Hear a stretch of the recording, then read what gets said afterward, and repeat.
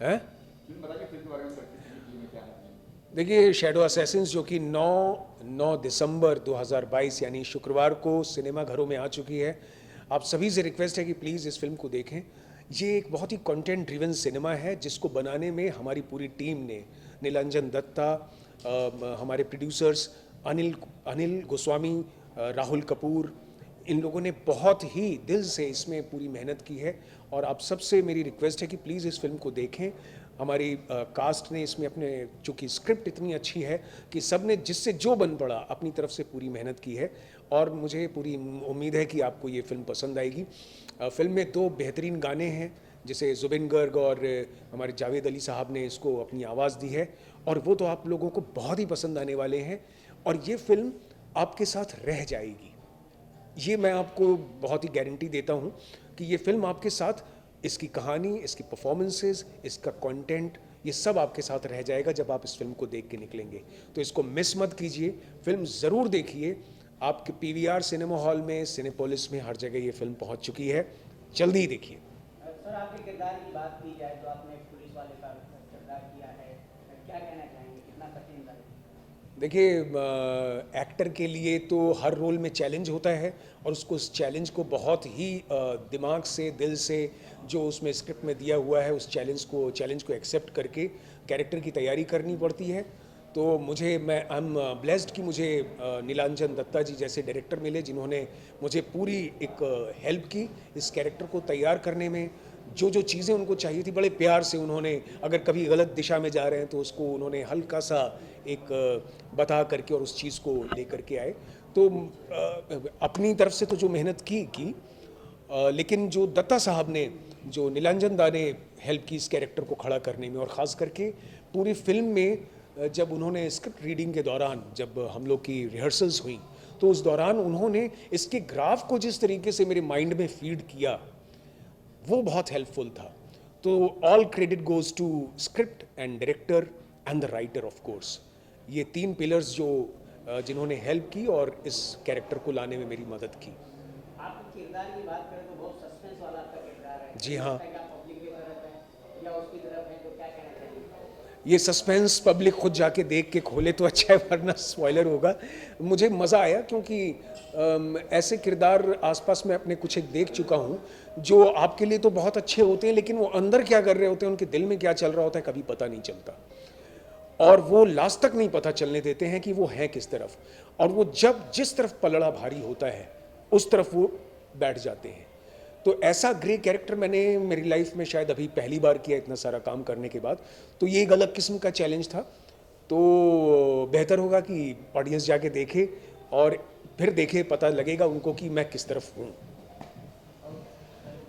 Thank you so much, thank you so much. Film तो काफ़ी खास है क्योंकि ये कहानी कभी किसी ने बताई नहीं, किसी ने सुनी नहीं असम के बारे में। असम में ये असलियत में हुआ लोगों के साथ, लेकिन किसी ने कभी किसी को बताया नहीं।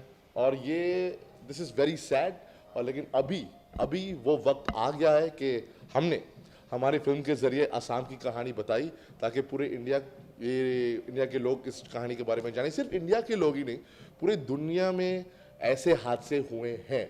और जब दुनिया के लोग ये फिल्म देखेंगे वो बोलेंगे अरे यार ये हमारे साथ भी हुआ, ये तो बहुत बुरा हुआ। तो वी आर हैप्पी दैट वो ये असम के साथ जो हुआ। असम बहुत खूबसूरत जगह है, बहुत ज़्यादा खूबसूरत जगह है, लेकिन ये जो डार्क चैप्टर है उनके इतिहास में हमने दिखाया हमारी फिल्म के ज़रिए। होपफुली आपको पसंद आए। और मेरा कैरेक्टर क्या बताऊं सर, मैं तो बहुत बुरा आदमी हूँ इस फिल्म में, बहुत बुरा आदमी हूँ। जो भी सामने खड़ा है सारा, मैं बातें नहीं करता हूँ, बंदूक उठाता हूँ, ढाई ढाई ढाई और सीधा खल्लास। ऐसा कैरेक्टर है मेरा। डायलॉग शायद इतने ज़्यादा नहीं, लेकिन मारा बहुत लोगों को मैंने, जो असलियत में बुरा है, लेकिन खेलने में मेरे को बहुत मज़ा आया। जर्नी कहाँ से शुरू हुआ? ठीक है, तो हाँ ये बहुत अच्छा सवाल है, क्योंकि भाई साहब और मेरी जो दर्शकों ये देख रहे हैं, मैं तो वैसे सिंगापुर से हूँ। मैं पैदा हुआ सिंगापुर में, I was born in Singapore. और बचपन से सपना था कि यार एक दिन मैं एक्टर बनूं, हीरो बनूं। बचपन से मैंने स्ट्रगल किया, लेकिन सिंगापुर में काम ये सब वगैरह मैं आ नहीं पाया। लेकिन अभी मैं आ गया हूँ और लोग बॉम्बे में आते हैं स्ट्रगल करने के लिए। मैं खुद सिंगापुर में स्ट्रगल करता रहा, क्योंकि मैं बिल्कुल, जैसे आप बोलते हैं आउटसाइडर, मैं तो 100% आउटसाइडर हूँ। मैं तो इंडिया से हूँ ही नहीं, तो वहाँ से आना, यहाँ पे सबके दरवाजे खटखटाना और तोड़ना, वाहिगुरु का शुक्र है मैं आ गया। और मैं सबको ये बताना चाहूँगा कि सिंगापुर का लड़का आ गया बॉलीवुड में। ये सिर्फ पहली फिल्म है, आखिरी तो बिल्कुल नहीं होगी, देखते रहिए। देख क्या हुआ कि जब कोविड का टाइम हुआ तो मैं सिंगापुर में एंकर हूँ, तो सब शो सब बंद हो गए थे, एक भी शो नहीं था।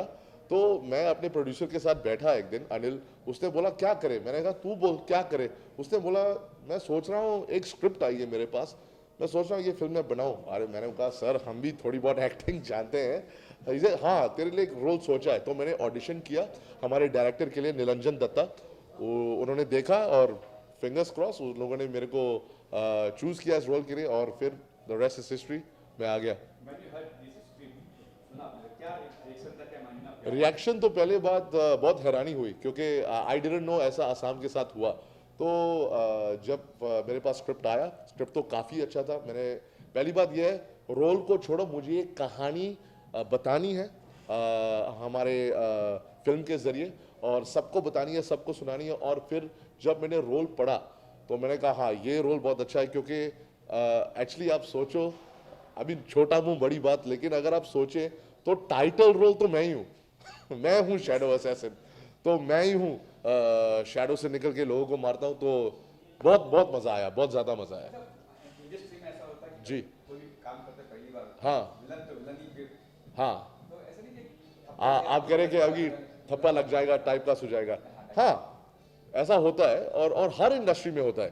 तो इसी बात पर मुझे हमारे जो फेवरेट एक्टर है मुझे याद आते हैं, मेरा आइडल शाहरुख खान याद आता है। शाहरुख खान साहब ने डर की, अंजाम की, हाँ ना लेकिन डर में, बाजीगर में अंजाम देख लो, क्रेज है। फुल नेगेटिव तो अंजाम, हाँ अंजाम फुल फुल फुल, वो तो ग्रे था ही नहीं। हाँ तो ग्रे नहीं, देखो आप ग्रे क्या है, अगर आप मेरा कैरेक्टर देखो, मेरे कैरेक्टर को लगता है कि जो वो कर रहा है वो सही है, उसके दिमाग में सही है। मैं लोगों को मार रहा हूं, हाँ क्योंकि मेरे ऑर्गेनाइजेशन का ये गोल है, मैं लोगों को मार रहा हूं, उसके नजरिए से सही है, तो वो भी ग्रे ही बन जाता है ना। तो मैं शाहरुख खान को साहब को देखता हूं, उन लोगों ने भी नेगेटिव रोल किया, और फिर मैं अपनी तुलना नहीं कर रहा हूं, वो कहाँ है, मैं तो अभी लेकिन फिर भी इंस्पिरेशन के तौर पर अगर वो स्विच हो सकते हैं, तो हम भी अपने क्राफ्ट पे, हमारी एक्टिंग पे थोड़ा मेहनत लगाएंगे, थोड़ा जोर लगाएंगे, ताकि हम भी टाइपकास्ट ना हो। लेकिन यार मैं बोल रहा हूँ, क्योंकि बहुत टाइम में बॉलीवुड में विलन नहीं आया, तो अभी एक नया विलन आ गया है। तो अगर विलन का दौर चल रहा है, अभी चलने दो, देखते हैं, और भी विलन के रोल करेंगे, क्यों नहीं। विलन खेलने में बहुत मजा आता है। Thank you very much, thank you. Okay, so you are the producer of the film, and how did you got the idea that you have to produce this film? Like this is a very intense film, deep film. So how did you had idea? Well, the director of the film, Nilanjan Datta, is known to me, and he hails from Assam. And he initially came with the idea that he needs to make the movie on Gupta Hatya's secret killings, which happened in 1998. So we wanted to make a film on real issues, real incidences that had shook the country, and this story from Assam was something that came close to us. And of course, as I mentioned, so that's how it started. It started with the director who hails from Assam. Yeah. Okay, so this story was very secret, like nobody knew about the stories. So don't you think it was a risk kind of stuff to produce such kind of films? Can you ask me that question again? Producing such films, it's very deep, and it was secret stuff. Nobody knew about this film, right? So about this incident actually. So don't you think it was a risk kind of film you have to produce? Not really, because you see, it's called secret killings because they happened in that manner in the 90s. The issue of this particular secret killings were always known in Assam from the 90s to the people as well. There was nothing secret about making this film. It was all about bringing this story together to give some sort of tribute to the people of Assam and families who had gone through these from this traumatic experience in the 90s. So yeah, I mean, it was nothing nothing to be worried about. It's just a very straightforward film. It shows you depth in terms of how a certain state in India has gone through such a serious issue, and nobody has made a film about it, so we brought it forward. तो क्या दर्शाने की कोशिश की है film के अंदर? वो तो हमें पता है क्या घटना क्या हुई थी, उसमें क्या दर्शाया? तो उसमें क्या कोशिश करी है, मीन्स उसमें कोशिश हमने यही करी है कि बेसिकली लोगों को दिखाने के लिए कि ये एक ऐसा इशू यहाँ पे हुआ था। असम के ऊपर वैसे भी मेन स्ट्रीम इंडिया में कोई ज़्यादा पिक्चरें बनी नहीं है, कुछ ऐसे इश्यूज ज़्यादा थे नहीं जिनको आप मेन स्ट्रीम में आप ला के रेस्ट ऑफ द इंडिया को आप दिखा सकें। सो ये एक ऐसा इशू था जिसमें लोगों को इंटरेस्ट भी था, लोगों को फुल इन्फॉर्मेशन भी नहीं थी कि 1998 में लोगों को पता था कि ये हुआ है, बट उनको हमने थोड़ा सा बेसिकली इसमें व्हाट यू कॉल इट, उनको थोड़ा सा हमने इसमें थोड़ा लाइट शेड किया है। असम को एज ए स्टेट हम लेके आए हैं, उनके कल्चर को and how things have been. Sir आज फेस मायने नहीं रखता, आज कंटेंट मायने रखता है फिल्मों में, तो क्या कहना चाहेंगे इस बारे में? हाँ जी, बिकॉज सी हिंदुस्तान में हमारा सबसे बड़ा इंडस्ट्री है पूरे वर्ल्ड में, तो make the maximum number of films, and entertainment की जो परिभाषा है जैसे आप बोलते हैं वो पूरी चेंज हो चुकी है। वो पहले एक एक्टर ड्रिवन फिल्म्स होती थी जो कि एक्टर्स और एक्ट्रेसेस और सॉन्ग्स के ऊपर चलती थी। आई थिंक वो बहुत लोगों ने बहुत टाइम से देख लिया।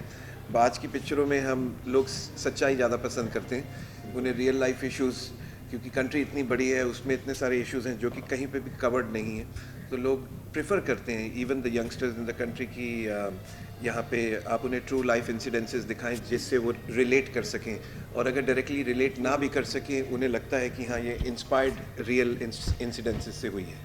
इस तरह की फिल्मों को प्रोड्यूस करना बहुत कठिन होता है। आपने कैसे मतलब फिल्म प्रोड्यूस करते हैं, इस तरह की फिल्म को करते हैं, सच्चाई दिखाई थी? हाँ जी, वो इसीलिए हमने करी क्योंकि हम विद रिस्पेक्ट्स टू एवरीबडी, हर किसी को एक अपना हर किसी को अपना एक वो है कि अपने हिसाब से पिक्चरें बनाएं। कुछ लोग एंटरटेनमेंट की बनाते हैं, कुछ डांस की बनाते हैं, कुछ गाने की बनाते हैं, कुछ एक्शन की बनाते हैं।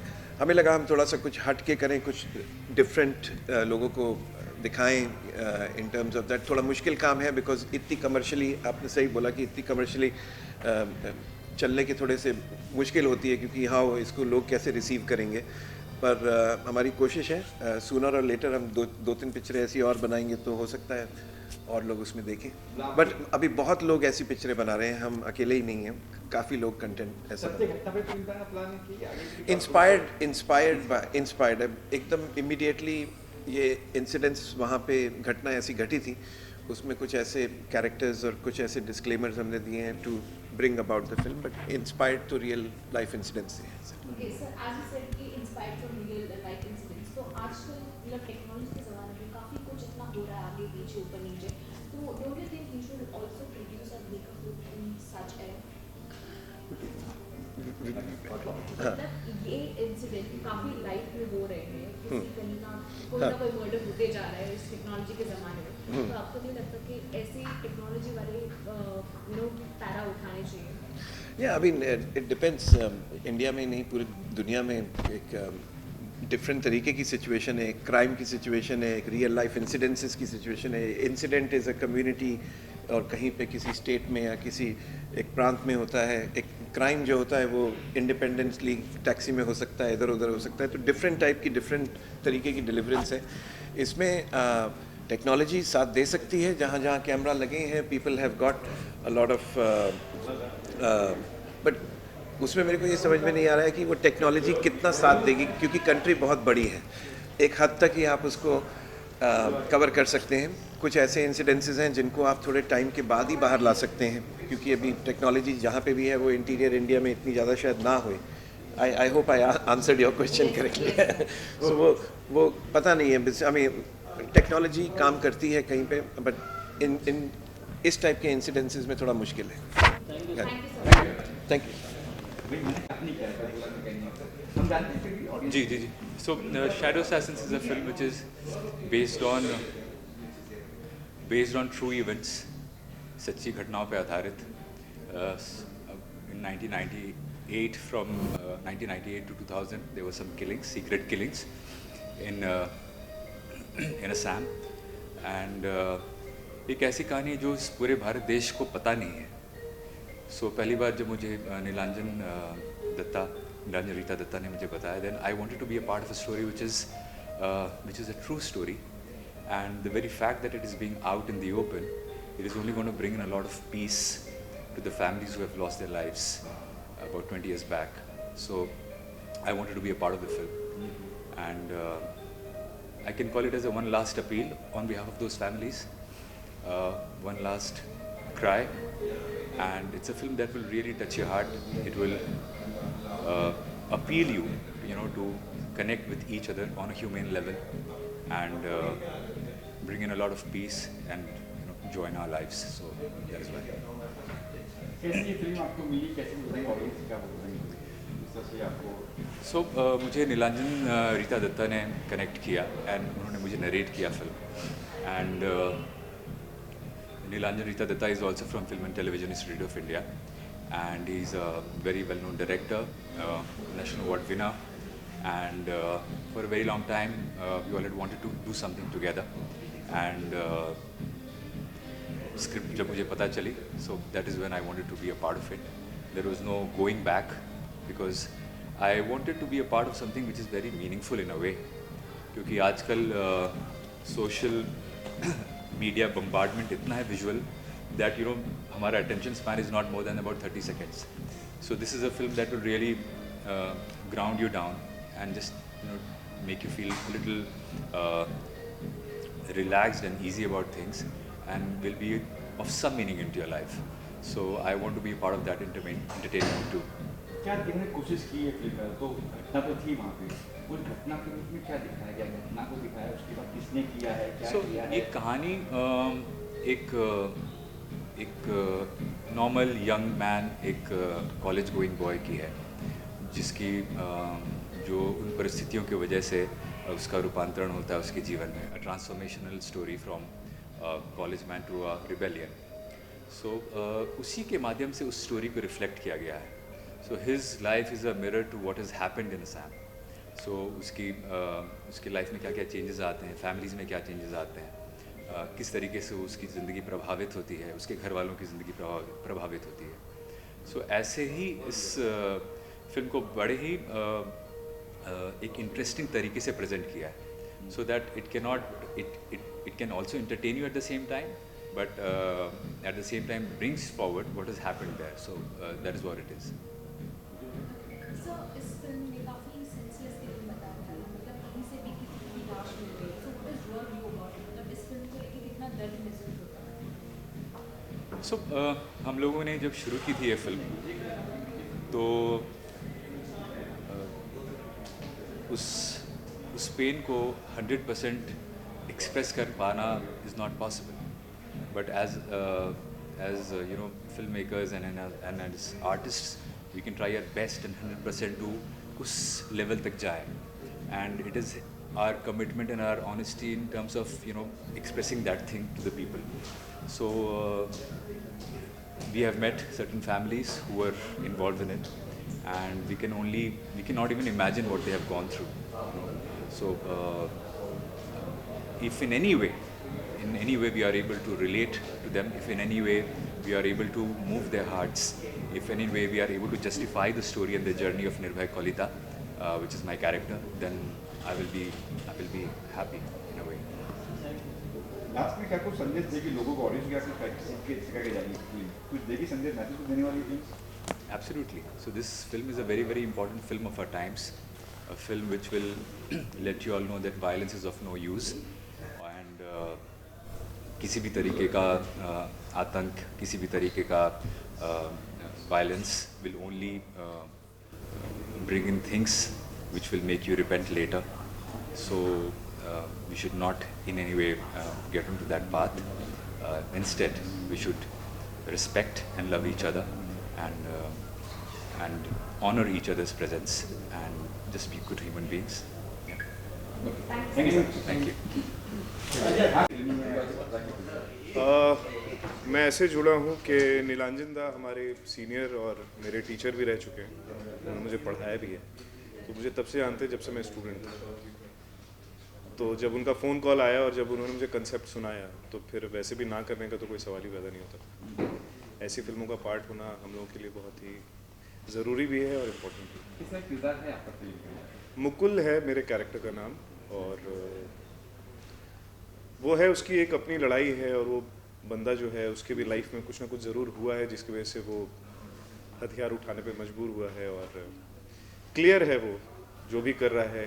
अगर आपने फिल्म देखी होगी तो वो एक सीक्वेंस है जिसमें अनुराग भाई के साथ मेरा सीक्वेंस है जिसमें वो क्लियरली बोलता है कि या तो मर जाएंगे या तो मार देंगे। आई गेस उससे क्लियर हो जाता है कि इट्स नेगेटिव किरदार। निगेटिव तो नहीं कहेंगे।